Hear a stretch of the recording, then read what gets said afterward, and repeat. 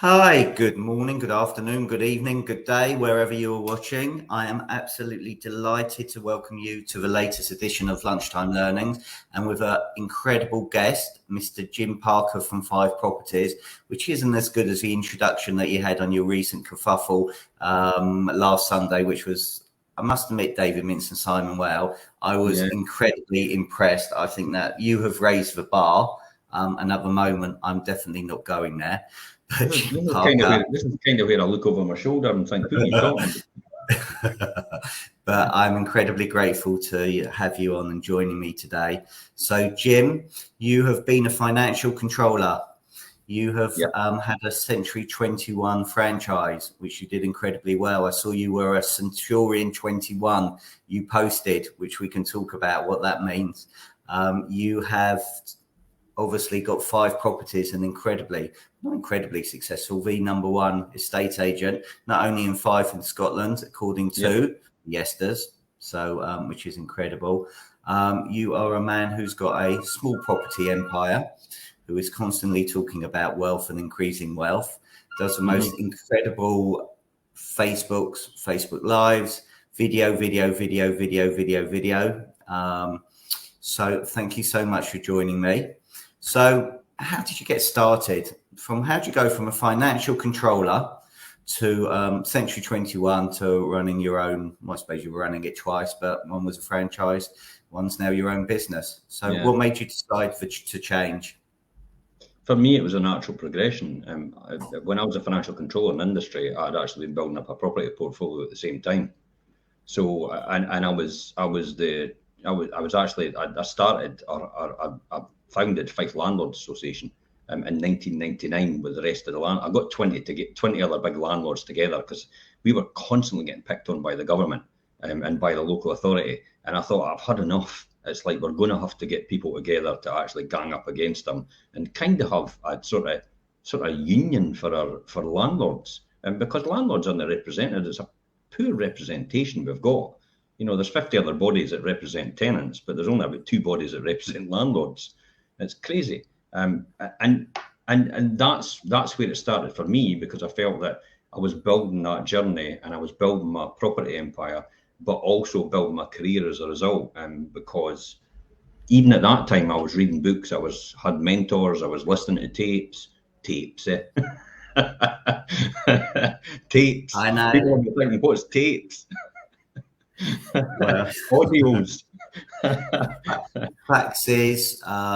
There was when I first started, there was a printer that you used to have by reception, telexes. So there you go. So it was tapes, books, upline support, functions as well. So I was doing all that way before I was a financial controller, and that accelerated my career in industry. But at the same time, it also opened my thinking to think, wait a minute, I'm never going to be successful working for someone else. I have to do something for myself. But I felt the security of what I had with my job was perfect for me, and I could run that alongside of doing property investment, because property investment is a hands-off if you really want it to be. But I was very hands-on, so I literally worked 160 hours a week and never stopped. People talk about burning the candle at both ends, but I burnt it at both ends and in the middle. There was no candle left. Literally, and that's why I've not got any hair left as well. but it was these things I had to do because I felt I had to do them. It's the whole thing about, you're either going to pay a price now or you're going to pay a price later. And I would certainly think the price I'm going to pay now to get what I want later is going to be a lot less than the price I'll pay later on. And I really mean about retiring on less than 2/3 of what you couldn't afford to live on in the first place. And for me, that was a big thing for me. I wanted to. I never really felt I was destined for anything. I just felt that I wanted to do more. I wanted to be more, but I didn't know what that was. So that's what got me into property investment, because that was the right vehicle, I thought, to run alongside what I did now. Because, you know, my career was taking off. I really wanted to be the Alan Sugar, the Tiny Roland, the Richard Branson of the world in terms of manufacturing and industry. And I had that opportunity at one point at a crossroads I had and I actually thought that's not going to set me free. So I actually turned it down to do that. And that was when I was about 30. So I always wanted to be a company director before I was 30, and I managed to do that. And that was going from homeless and unemployed at 21 years old to actually being a company director. So homeless, unemployed, and no actual qualifications, to being a company director and financial controller before I was 30. And then I always wanted to retire before I was 40, financially free. And I managed to do that at 38. And literally that's what I wanted to do. So the natural progression for me when I retired at 38 was out of industry, was there was a period where I was lost in translation, because I felt that, it's like I didn't need to do anything for the rest of my life and I was still earning money. But I couldn't last like that, because it's almost asking a racing car to stop racing, or an athlete to stop running.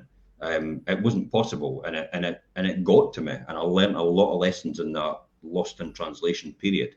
But it was at that time that one of my best friends, who was my real estate agent for Remax, he was the top in Scotland, and I said, I'm thinking about selling a property, and he said, I'm thinking about starting my own estate agency. And I went, oh, I quite fancy a bit of that. Now, talk about preparation and opportunity meeting. I was preparing all that time for this opportunity. And it was that point of readiness that arrived, where he was ready, I was ready, and I felt that I had somebody I could go into business with and actually build something as a result. And that's how Century 21 came about.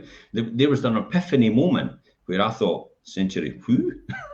Because it's like, who the hell's Century 21? And then I actually went out to Spain, to our place in Spain at the back of that. And I was standing in the harbour, and I looked up on the balcony of one of the apartments, and there it was, Century 21 for sale. I thought, is this the sun and the moon and the stars telling me something? Is this the laws of attraction? I'm getting told something by the universe, that, because I never knew who Century 21 was, and then this sign appears out of nowhere, like this big light in the sky, and this big bang moment, and think, wait a minute, it's all happening at once. This is meant to be, and that's how Century 21 came about, and we helped build it from there. We literally helped build Century 21 from scratch in the UK. Gordon and I, because he had the knowledge and I had the systems experience. I've got to admit, the master franchise holder was really just a salesman. And then when it came down to it, and so we helped build a lot of the infrastructure in the beginning with Century 21 to make it happen, and to build it with them. I always felt that I was paying for the privilege of building someone else's company. After a time, anyway, because it was just after you got the knowledge, it's like, wait a minute, what am I doing here? I'm paying for the privilege of actually building this company no one knows, and I've got no control over it. And I've got the other thing it thought about me as well is, like, I was never able to change it to adapt to my local market, because the key wording in that had to be for everybody. That's what I felt, and that was the difficulty. So I understand what went wrong with Century 21, because it went out and it was taken over by Shepherd's Direct eventually. Once I left, it actually just fell apart, because we were keeping it going ultimately. So Shepherd's Direct took over, but I understand what went wrong in that system, and I know today how to build a successful, self-employed model easily.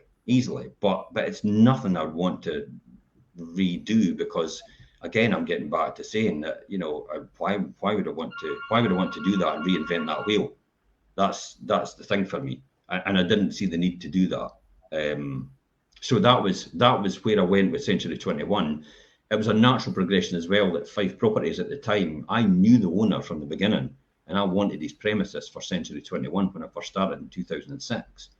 So I actually approached him and said, are you thinking about retiring? He said no. But then I approached him when I was ready 5 or 6 years later, once the franchise is up for renewal, and said, are you, I know you spoke to you before, but are you thinking of it? He said, yeah, I'm ready now. Again, point of readiness. But I kept asking. It wasn't the case that I just accepted no and that was it. I just kept asking and asking, because The one thing I noticed about Fife Properties is it only had 2 properties on, and one was his in Spain, and one was the owner's timeshare and just up the road, and that was it. But it kept coming up in the front of Google every single time when you searched, because it's Fife Properties. So I wanted the premises that he was in, because it was a key location, because all the traffic passes it. Because I like to own my own offices, and that's another way of building wealth. Another really good way of building wealth is to own your own offices. All the richest people in the world own their own real estate, and they work in it in order to provide that income. That's another story about building wealth. But at the same time, he says, "Well, look, I'll give you the website name as well," and I kind of just throw it in. Okay. You didn't argue with that one. No, just throw it in. Okay. Now at that time, to be honest, I was going, "Wow, we're getting 700 visitors a month," and look at and effectively that transpires in 2000. That's in 2012. So 700 visitors a month in 2012 was about what 9,000 a year. And 10 years later, we're on 450,000 visitors a year. What does that say? Says a lot. You have just given me about 250,000 questions to ask you to unpick. Mm-hmm. So can I go back? Yep. Okay. So being unemployed at 21 to being a company director by 30, just listening to you now, you've got incredible drive, you've got incredible passion, you've got incredible vision as to where you want to be and where you wanted to get to. Where does that come from? For people that are listening or watching, are you born with it? Did you go out? I mean, I know you said obviously you had books, you had tapes, you had mentors there. How did you get that mindset? And again, people listening, how can you help them to get that learn it all mindset? Do you know, a lot of the driving force was me, is I had to do it whether I liked it or not. I had to succeed. I had no other choice. When you're at the bottom of everything and you have no skill, you have nothing to offer anybody, and you've got no job and you've literally got no home, then you have no choice but to succeed. That was basically what drove me. My wife was a huge influence on me. Okay, brilliant. Take a moment because I'm getting emotional about this when I talk about this, but she was a huge drive for me, absolutely huge, and she still is. And for me, it was. I just had to do it. I had to do it at all costs. I would rather die trying than actually not succeed or not try at all. Literally, that's how I think. And that drive, and probably when I look back and I have analysed it, it goes back to a very poignant moment in my life where I watched my dad, and literally he had smashed his ankles because he was a window cleaner, and he fell from the top of the ladder, smashed his ankles. You'll never walk again. And from 5 years old, I watched my dad walk in real pain. And for me, I think it resonated with me for the rest of my life. It's like, this is the miracle, man. And it only started to come back to me. But he showed me he showed me all the drive. He showed me all the passion, because he was like this as well, and he still is like this today. Even though he's got onset Parkinson's and everything now, but he still has that sort of in him. He's still programmed like that. So I think I got that off of him. It's the people you surround yourself with and the people you associate with as you get like as a result of it. So you have to find people that are more successful than you to associate with in order, because that'll rub off on you at some point in time. I can guarantee you. And it's like what your mum used to say: don't play around with these people, because it'll rub off on you. And if they get into trouble with the law, guess what's going to happen with you? And you're going, no, of course not. But now we know, as we've grown up, it's like, that's absolutely right. You get like the people you associate with. 100%. And actually, I've got a similar story as well. So my dad was in hospital for the first 23 years of my life. Our second home was literally Hammersmith Hospital all the time. And 2 years before we passed away, we went in there, and all the nurses and doctors that we knew were really well were in tears. And we said, well, what's the matter? They said, go and say goodbye to your dad. Next day was starting off a new business. I mean, he was so incredible. He had such an incredible, powerful mindset, so strong, so positive.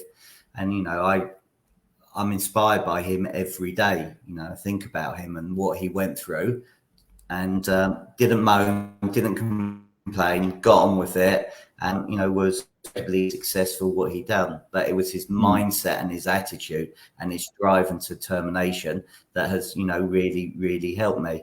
And, you know, just like your wife has been a massive support, you know, Sam was a massive, massive support to me. You know, when I first started in agency, I don't think I sold a property. Well, I don't know if I should admit this on this, but I didn't sell a property for the first 9 months in agency, full stop. So, I was terrified, Stephen. I was terrified.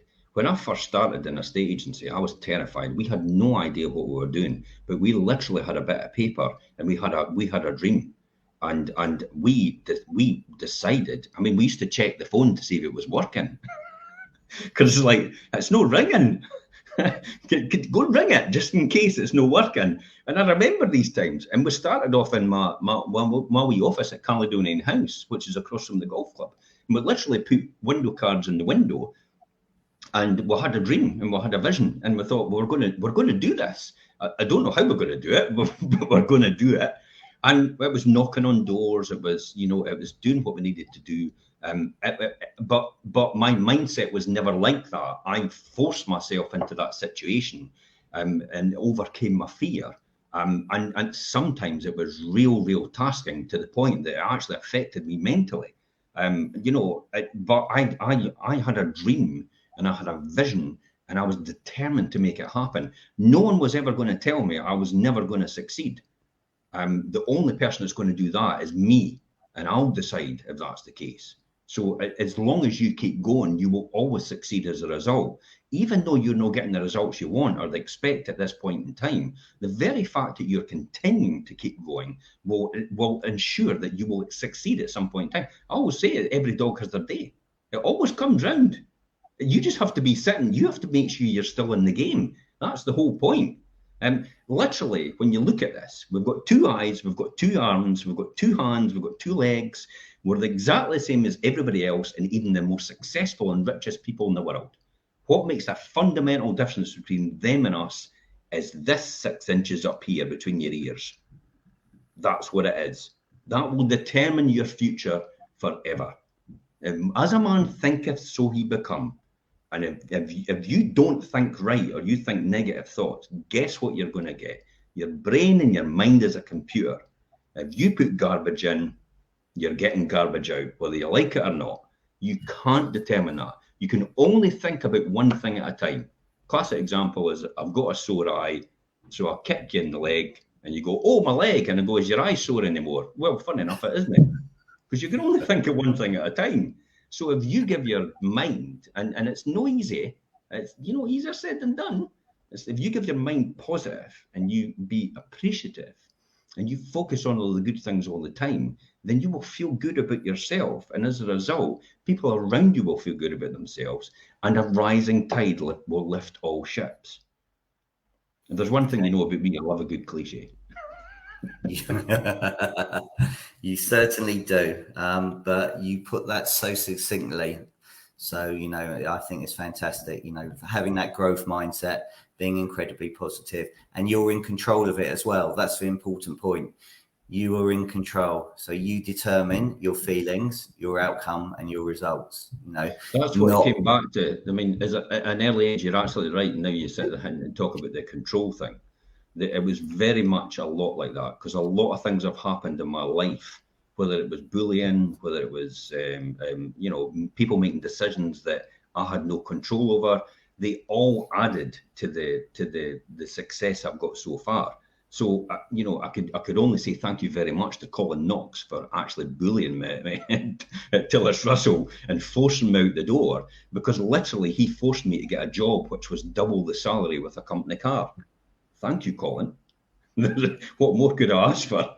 And it's hard for a lot of people to realise that, you know, but that I've gone through all that. I've gone through all the pains. I've gone through all the heartache. I've gone through all the mental process in your mind about forcing yourself to do something that's completely uncomfortable, to the point that you could check yourself into the nearest asylum because of it. I've forced myself to do it all the time because I'm not a natural salesperson. I'm not. And that's what people don't realize. I'm a very introvert person. It's literally just wheel me out of the box, point me in the right direction, and I'll get the job done. And then put me back in the box to rest, and I'll just sit in complete darkness and go away for a while. That's kind of where my mental process is. I'm quite structured and controlled about that. Look, I think you make a really important point. You've got to get uncomfortable to be comfortable. You've got to put yourself out of your comfort zone to do that. You know, and we're going to come on and we're going to talk about, you know, I think you're on day 1000 of continuous videos, or knowing you day 2000, which is absolutely incredible. So we come on to that.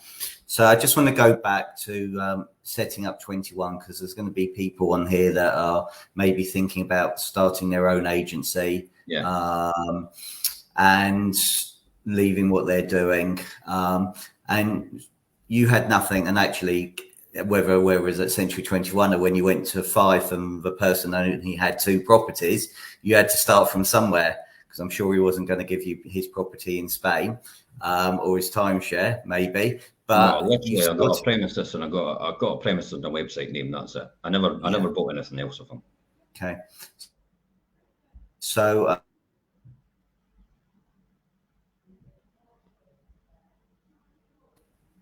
I know you mentioned door knocking before. You know, what tips can you help on both the sales side and the letting side for people that are listening or watching, please? Sales side and letting side. If you're just getting started, it literally is canvassing. It literally is going door to door and dropping leaflets through letterboxes. The great thing about canvassing and being boots on the ground is you get to understand your area. You also get to engage with the people in the area. And if you've got a suit and tie on every single time you're canvassing, you never represent your company in your skivvies, because that is a no-no. You're suit and tie, suited and booted, because when you're out canvassing, people realise it's no longer the canvasser. That guy's got importance. He's got a suit and tie on. And they pay attention to that. They go, what's he doing? Putting things through doors. It's like, oh, what are you doing? It's like, oh, well, I'm just handing this out today. And you get to chatting with them and you get a conversation going. Oh, well, I'm no selling my now. But I know you're no selling your house, but keep a hold of it, because you can maybe give it to someone you know. And if you can help me, that'd be absolutely fantastic. It was like, fantastic. That's great. And it's getting to know the people in your area and understanding that, but more importantly, getting to know the whole of the area. So because you walk the walk, right, rather than talking the talk, use the wee cliche here, you now know the whole area, because you know where the play park is, because you've walked it. You know where every single house is and every single street is, and who's got a dead end and who's not got a dead end, who's got a through road, and who's got a wee cul-de-sac or a pend at the end of this which cuts through to somewhere else. And literally, we spent our whole time putting out tens of thousands, if not hundreds of thousands of cards. And we walked every single place. Every single time we did. We'll do 10,000. And then 2 weeks later, we'll do the same 10,000 again. And then 2 weeks later, we'll do the same 10,000 again. And it's literally, people were going, you nuts. It's like, no. And even in the shops in the high street, can I put some of my cards on your desk? We're just starting our own business. We're getting started, putting them on the side. And it's like, hopefully you'll be able to help me. And that's literally what we did. It was knocking on doors. When we came to a board, when we came to a competitor's board, it was sitting there. Now, this at the time, I thought, competitor, that's not how you should think. You're your only competitor, but that's a different story, and that's a different level of thinking. So initially I used to think everybody was my competitor, but that's not the case. It's you're the one competing against yourself to be the best you can be, to get the most you can get as a result of that. And people will be attracted to you for you. But I used to knock on other people's doors when they had another board out and just hand the card into them and say, look, I'm starting my own business. I do realise you're actually on with someone else. How's it going so far? And then they would start to tell me all the stories, mostly horror stories, about how it's not going for them. And literally, I would go, oh, I'm going to bank that, I'm going to bank this, I'm going to bank that, and that'll come out in the next market appraisal. I was round at somebody's house, and they say, oh, they couldn't believe this, and they couldn't believe that, and they couldn't understand why this was happening, why that wasn't happening, because the third-party endorsement people will believe rather than yourself saying it. So that was easy to use, and it was conviction because it was coming from someone else I knew, and I knew that was that. So it's not anything made up. So I gathered loads and loads of stories for what you would say your war chest, so you know what to pull out the bag and when to pull out the bag based on who you're talking to, and that's that accommodates and adapts to your pitch. But also, some people would say, "Look, I'm sick to death of them. I tell you what to do: come out to see me, or come round my house now, have a look, tell me what you think," and then I would just give them an honest opinion what they should be doing. Sometimes it wasn't what they wanted to hear, but they said, "Really, I tell you what, I respect your decision." They would sometimes go on to sell their house with that person because it happened maybe a week later, and they didn't want to change. But I tell you what, guess who they endorse next time? Every single time. And I thought, if I can't win you over now, the very valuable lesson I learned in sales, and this was on my training, my mentoring, was if you're not first, make damn sure you're second. Because at some point in time in the future, they'll fall out with first. I'll guarantee you that. Everybody always does. And it takes a lot to be number one all the time. And at some point in time, they'll fall out with that person and you'll be next in line. Or if they don't get good service from that person, you're the next person they're going to endorse to everyone else when they're down the pub. And that's the bigger side of thinking. I actually think about it. It's like when you think about it in my accountancy terms, it's like a massive spreadsheet in your mind about how this all interlinks to everything, and how you do something here will affect all around here and all the way up here, and how that all breaks out and cascades through. And the opportunities you've got is unbelievable by just one conversation you can have, and where that can lead to and who else that can influence is going to be mind-blowing. So it's the farmer mentality, like you and Chris talk about, and the long game that you're playing for. I always envisaged I want 5 properties to be here, more successful in 100 years' time without me. And that's how I do it. That is the Japanese mentality. It's the long game. But after I'm gone, this is the longevity of this company is going to be forever. I literally said to my staff this morning, I am a caretaker for this company and I am caretaker for this job. I would like to give you my job, but you've got to earn it. Okay, I like Kaizen. Very good. Continuous improvement all the time. Very, very good. So coming back then, there's some great tips there. But again, you know, what I'm getting from you is it doesn't come easy. You've got to work hard. You know, you've got to put the steps in, the hard slog in order to get there. You've got to make it happen. You know, now, you know, obviously we've got Facebook. And we've also got videos, which you are absolutely incredible. So you, I think, are the most viewed person in the whole of Scotland, maybe the whole of UK. Wherever I go, I see you absolutely everywhere. What made you decide to go into video? And what benefits have you seen from it? Because there's still a reluctance from some that are going to be watching or listening to this that think, you know what? I just don't want to get my face out there. You said earlier, actually, you know, you're an introvert. So actually to do the amount of videos that you do continuously, the amount of lives that you do, you know, so every Saturday you're doing a live, whether it's with yourself or your colleagues, every Sunday you're doing a live now on the wealth creation. You know, you're doing videos on yourself on what's going on. Yeah, what's going on. So you've created your own show as well. So for somebody who's so introverted, and there's a lot of people out there who are introverted, how do you just get started in the first place? It all goes back to, I do remember I was so excited about a property one day that I thought, how can I tell everybody else about it? And then that's when I decided to go live on Facebook for that one occasion, just to talk about it outside. And talk about point of readiness and preparation.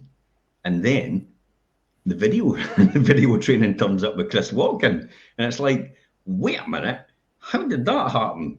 It's like, I have gone and done this, and I have no idea why I did that, but I was compelled to do it because I felt so excited, and I thought, how could I tell the whole world about this property? I literally said, this property is absolutely amazing. It's close to the beach and everything, and I'm going to say to you now, ready, steady, go.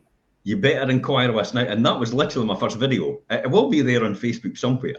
And then the video with the guys in the training popped up, and I think that was with you. So it was the connection with you that then led me to Chris. And talk about the whole thing interlinked. And so this then popped up, and I thought, do you know, I'm going to have to do this because it was FOMO. It was the fear of missing out. It drove me. Again, I come back to it. A lot of things are fear. It drives me, and having nothing. And having that mindset of being broke, you know, I mean being broke as in not thinking you're big enough and you've made it and all the rest of it. I'm talking about being hungry. I'm staying hungry all the time. I mean, you know, I literally, again, I talked with the team this morning. I literally paid myself less than them because I want to stay hungry every single day. And you know, my wealth builds, that's got nothing, and that's no taxable, so that's fine.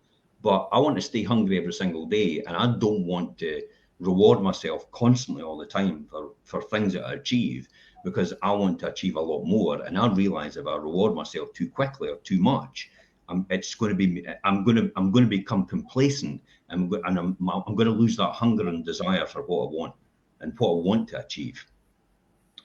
So that drove me to do video as a result, because the fear of missing out. One of the things that resonated with me was when Chris Watkins said, could you imagine if your competitor down the street does it before you? Oh, yeah, boy.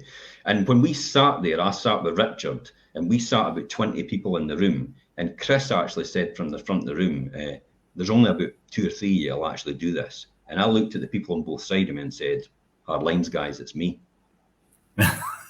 And Richard says, I'd think you were going to say that. And I said, that is, because I literally, when people say there's only 3 people in the room that are going to do this, I do look at the other side of it to everybody and say, well, it looks like there's 2 other people that are in there, because I'm definitely doing it. And so I commit to things immediately. I tell myself, even though I've not got a solution for how I'm going to do something, I say, I'm going to do it. I'm going to do it, and I'll find a solution. Because once you commit to doing it, your mind starts to work in the principles to do that. So that's how video came about. And then once I committed to it, I found a way to do it. And I started to learn from people. Again, we're going to people that are more successful than me, you know, at this. The Lisa Novaks and other people in the industry, all the people that were doing it far better than me. And Chris was doing loads and loads of stuff as well, on you know, the interviews and everything like that. And I used to sit and study him all the time. And I still do study a lot of people when they do things. I'll sit and watch filmmakers and directors when I'm watching a film now, and I actually watch how the camera pans in certain angles and stuff like that, and think to myself, is this something we can incorporate into what we do when we do video tours? I watched some of the most successful real estate agents in the world. Ryan Sergeant is a really good one in America.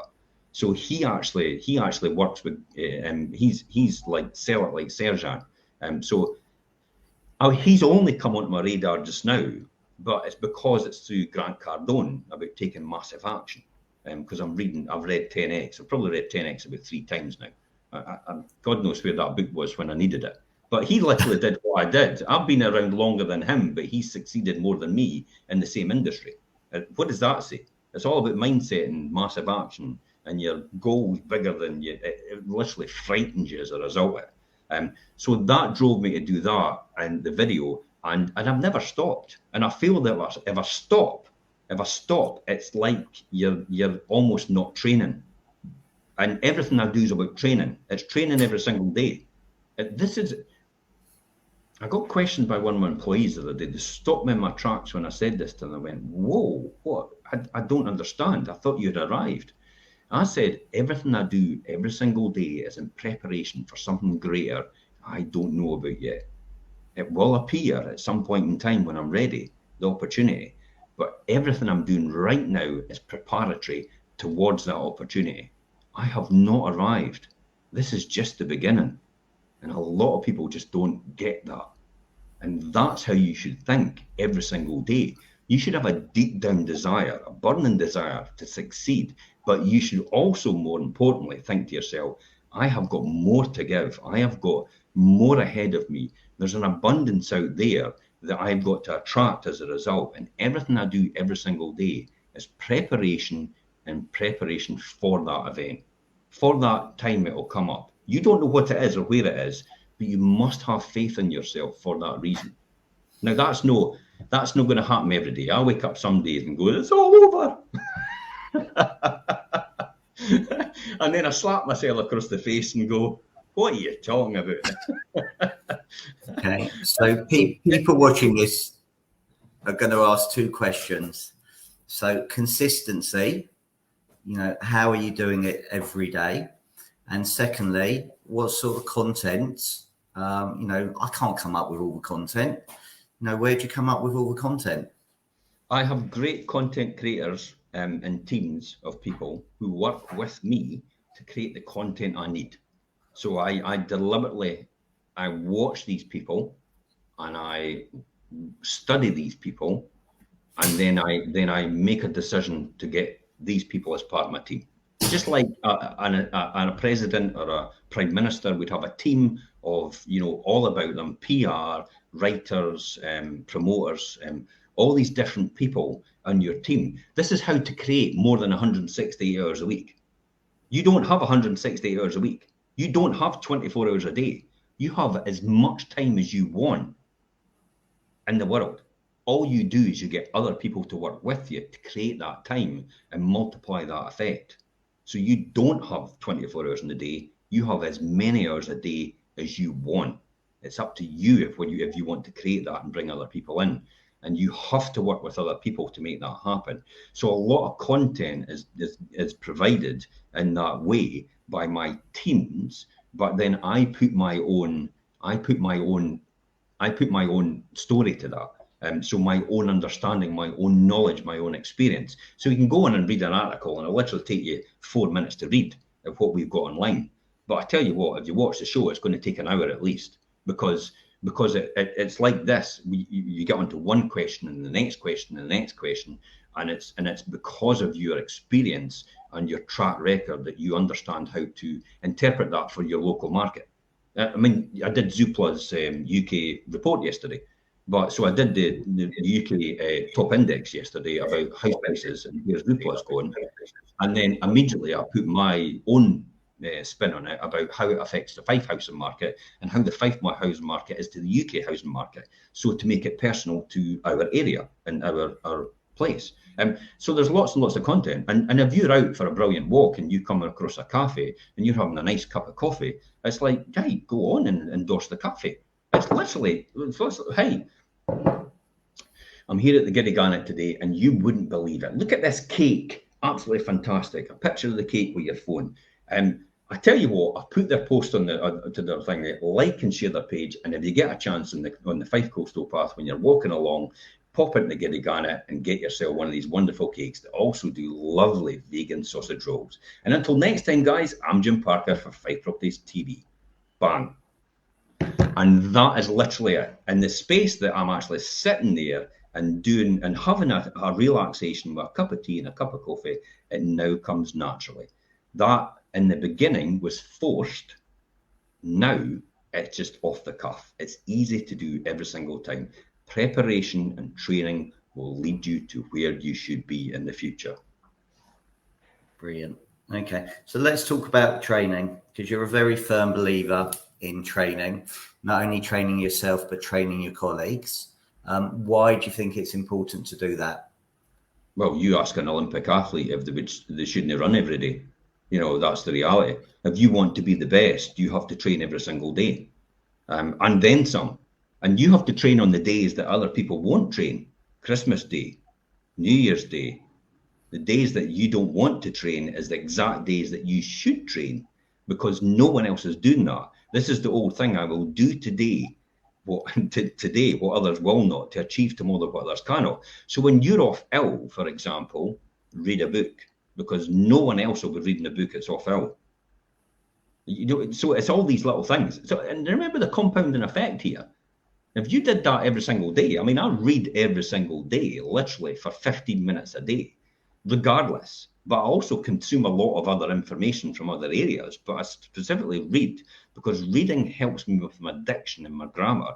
It also keeps me in the zone, but it keeps me thinking right up here as well because I'm reading the right information and it's helping me develop over a period of time based on where I want to go and the successful people that I'm learning from.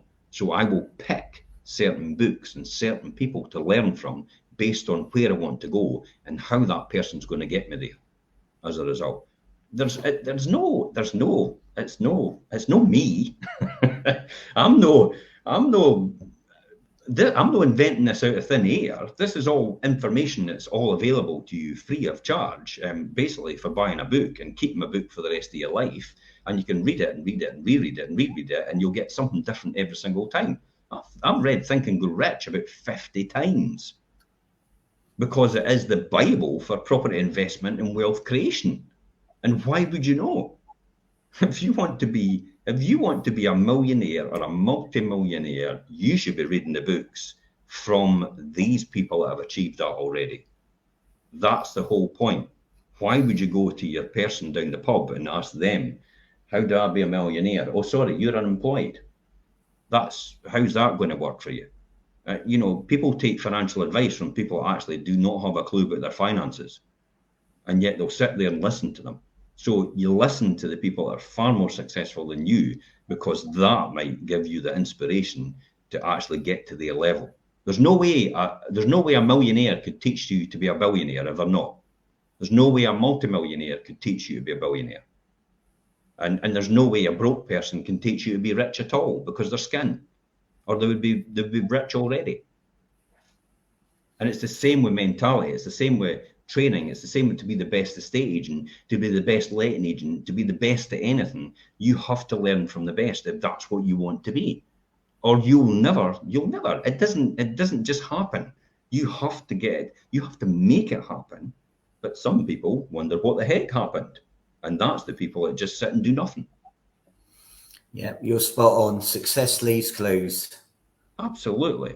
And it's luck. It's like, well, luck is just when preparation and opportunity meets. It's called labour under correct knowledge. That's what luck is. It's just that you've worked for it, and the luckier you get is the more you practice every day. I mean, I think it was Lee Trevino or somebody that said that. It's the more I practice. How are you so lucky? Well, the more I practice, the better I get, and the better I get, the more I practice, and I just get good at it.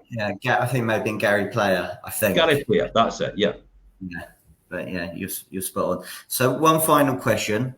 Just intrigued. You're getting you're saying 450,000 visitors a month. A year. A year. There you go. Right. But that's not to say, because think about that. That's almost like a stadium. That's a football stadium's worth of people on your website every single month, from going from 600 to that much within 10 years. Okay. Tips that people should be doing in order to get that traffic, and actually that's important. That's to your own website. Yeah. Okay. So we're not talking about them going to the portals. If you add on Rightmove and Zoopla, we're up at 600,000. Okay. So we actually get more than them. Okay. So again, a couple of tips to share before we say goodbye. Blogs all the time. Local blogs. Churn them out as much as possible, as much as you can. Get them on your website. Get loads of posts that are keyworded for your website. These are classics. Like 5 homes, 5 properties, 5 landlords, 5 tenants. So Google loves new content every single time. Google's like a library.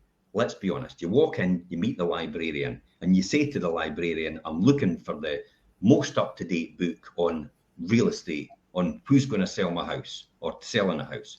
Now, Google's not going to look for somebody's book that's been done 10 years ago, which is what people do with their website and leave it. They're going to say, I tell you what, I'll give you Jim Parker's because he's been churning out all the new stuff. It's probably completely relevant to you. So Google indexes you as a result of that and puts you in the priority and importance of everybody for the locality. So loads and loads of content. and then put your videos on there as well. You can just attach a link in from YouTube and then put your podcast on there as well, which is in from Anchor as well. So everything pulls to your website all the time. Everything should be focused on your website. You should be building your brand on your website. Don't, for God's sake, the amount of people I see that put a post from Rightmove onto their Facebook page of their property listing. What? Are you just wanting people to go to Rightmove to get property? Because you're sending them to your competitor's website as well, because that's where their listings are as well. Why would you not be sending it to yourself? But I see that time and time again, how people are actually just putting posts from Zoopla and Rightmove. And it's like, why do you not put your own post on? Some of the new self-employed estate agents are doing that right now. I'm just got my head in my... I feel like going on and telling them and banging their head against the desk. Are you crazy? It's like you're advertising somebody else's site. Why would you not be advertising your own, for God's sake? Crazy, isn't it? Because you want to drive traffic to you, because you are the local expert. And as a result, when Facebook and all the rest of it, and people start to engage with you, then Google sees that as well, Facebook sees that as well, and you become the important barometer for that, and you become more important than Rightmove or Zoopla for the area. And again, it goes into Google's indexation, and Google loves new content. Keep churning out on your website, keep posting on your website, keep updating your website. That's what it's all about. But content creation with keywords in there is probably the most important thing you can ever do. But again, it's a long game. It won't happen overnight, because you've got to retrain everybody. You've got to retrain Google into the way you're thinking and the content creation all the time, and then you become important, and then you have clout as a result as well. And that's important as well, because then what happens is you get the newspaper reporters actually seeing all your news feeds. You get local people and local businesses, and you get other people seeing it, and literally everybody starts going, "You're the boy off the telly." I'm like, "What? The telly?" It's like, that's, I am literally gobsmacked. I stood in a queue the other day and somebody heard me talking and they went, "Oh, you're that guy." I went, okay, so what is it we're talking about? It says, "I see your vlogs all the time coming up on social media, and I loved your one about that." I says, "What's your name?" And she went, "Shona." I says, "Shona, see, the next time I'm on and I'm doing a live, just put in the comments, 'Hi Jim, it's Shona,' and I'll give you a shout out." Job done. That's it. It's engaging with your audience. 100%. Well, look, that's a really nice way to end. You're inspirational. I've got walking football soon. I'm going to be inspired now. I'm going to go out there. My mindset is growth and show them how it's all done. So I'm going to get a hat trick today with a bit of luck. Thank you so much for your time. Incredibly grateful. People want to find you. I know it's pretty easy, but some people may not. The best one to get me from is to follow me on the official Jim Parker on Facebook. So the official Jim Parker, I mean, I've got my own personal profile, but to be honest, you'll get more because we're pushing a lot more to my official page, which is my public profile, because you'll get a lot more people on there than you will, because you only get 5,000 on your own. So you probably want to do the official Jim Parker. You can get us on YouTube, you can get us on LinkedIn. So I've got a LinkedIn profile as well. You can get us on Instagram. You can get us on TikTok now. Hey. So you can get us on all these different pages. Wherever it matters, we'll be there, because we know that gives us an emerging presence. Brilliant. Well, look, I'm incredibly grateful for your time. You have shared so many lessons that are going to help loads and loads of people. So thanks very much. Thank you all for watching and listening. Please rate it, review it. Give Jim loads of love as well. Incredible gentleman. It's been a pleasure actually watching your development and growth and seeing how well you're doing and how it's taken off. And it's absolutely fantastic. And seeing the results as well, what your customer thinks is incredible at the Estes. Well done. I only just think I'm getting started. That's the thing. I just literally think I'm getting started. I'm just at the start of this journey. And yet people are saying, "Wow, it's amazing what you've achieved." But we are literally just getting started. You as well. Fantastic. Thanks very much. Thank you all for watching. Have a good day, night. Thank you. Bye. Bye-bye for now.